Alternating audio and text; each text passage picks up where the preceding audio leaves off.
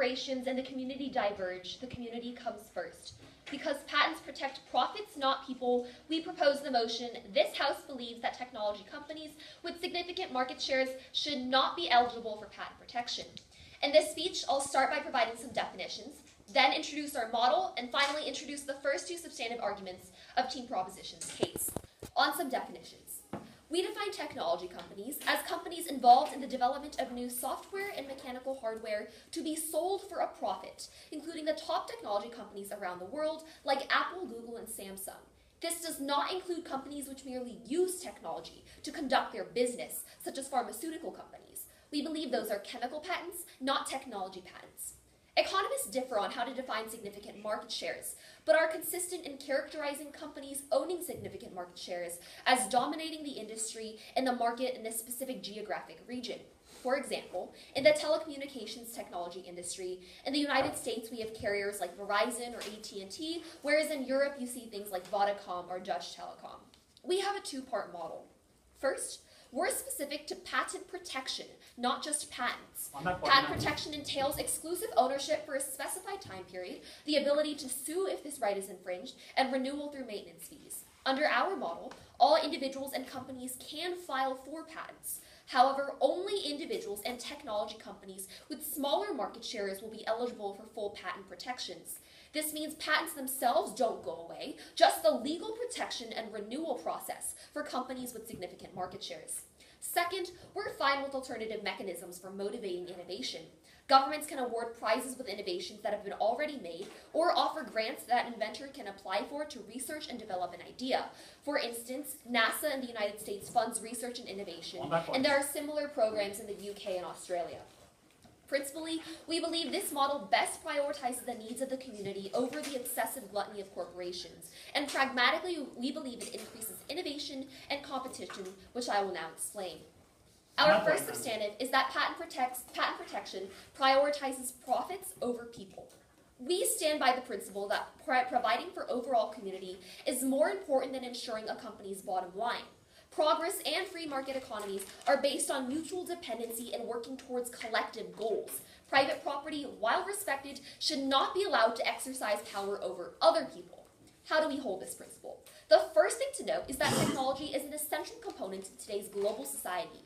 People around the world are increasingly using communication technology. Patent protections for large companies prevents people from accessing the full benefits of this technology. Patent protection drives up prices by allowing a single company a monopoly, giving them dominant market share. The company with full patent protection can then price gouge, setting higher and higher prices, and this excludes consumers who can't afford the high price point. For example, cellular tech carriers like Vodafone, Verizon, or Airtel can transmit text messages for virtually free, but they charge anywhere from 6,000 to 7,000% markup to send. Individuals relying on cell phones are forced to pay for corporate greed. Another example is Khan Academy, an international education technology company that provides free services. They were forced to take out defensive patents to protect themselves against larger companies exercising patent protection. This terrible greed to profit off of children's education is fueled by a world of patent protection. We can also look to the realm of medical technology, which improves the quality of life. Amgen, a biotech company, has monopolized kidney dialysis technology in the United States and charged extremely high price, I'll take in a second, to patients in need of essential treatment. Similarly, companies like O&P or Endolite USA have monopolized the market for prosthetic limbs, driving up the prices of prosthetics. We reject the idea that companies should profit and be rewarded for the suffering of individuals. But go on. On your side, would you preserve a corporation's right to trademark and to copyright? I don't think that's necessarily relevant to today's debate. We're talking about patent protection. But let me get on to explain why our model solves some of the problems I just talked to you about. Our model ensures that innovation still occurs, but in a way that guarantees more access. In our world, when we offer prizes of innovation, it ensures that companies can still recoup their losses for the cost of research and development and more, ensuring that there is still an incentive to innovate. Exorbitant price tags shouldn't prevent people from acquiring technology which improves quality of life. Allowing other companies to compete opens up markets. Our second substantive argument is that patent protection prevents progress. Patent protection decreases the quality of innovation. Two layers of analysis. First, on small businesses. Second, complacent management. On the first layer of small businesses, innovation requires strong small businesses since they offer fresh perspectives into the marketplace. It is necessary to guarantee that small businesses can enter the marketplace so that they can spur competition. However, patent protection for large companies crushes small businesses' abilities to compete, and there are several reasons this is the case. First, the building blocks of technology. Technology builds upon itself, meaning you cannot innovate something without relying on the work of other people and, by extension, their patents.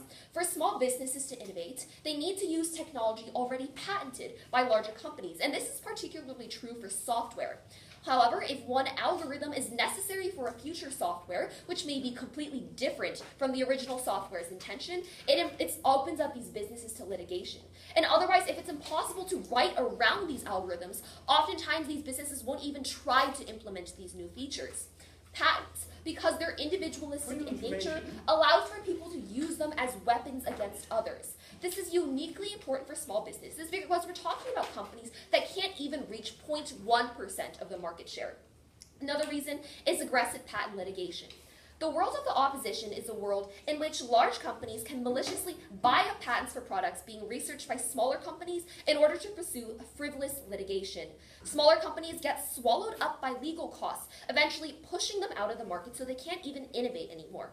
For example, Cisco recently spent $13 million in attorney fees fighting for patent protection that turned out to be worth a grand total of 10 cents per device. The impact of this is all of the money goes into litigation, not research and development. Small businesses are harmed because they can't compete with these elite tech companies for a single resource, which we consider to be the basic building blocks of technology. Our second layer of analysis is complacent management. We tell you here that large technology companies with significant market shares don't innovate out of altruism or the desire to innovate. They do it for profit. These companies become fat, bloated, and lazy, which pushes back on innovation. Although there might be an increase in the quantity of innovation, like the number of new products being pushed out by these large companies, we think the quality of innovation is more important. When the only difference in a new iPhone is a new redesigned button, we say that these technology companies aren't fulfilling their creative obligation to society and their consumers. Removing patent protection for companies who control significant market shares forces them to adapt. If smaller companies can create technologies that rival the quality of their large-scale competitors, large tech companies will actually have an incentive to innovate and actually stay competitive. Because we on Team Proposition believe that patents should protect people and not profits, we are proud to propose today's motion. Okay.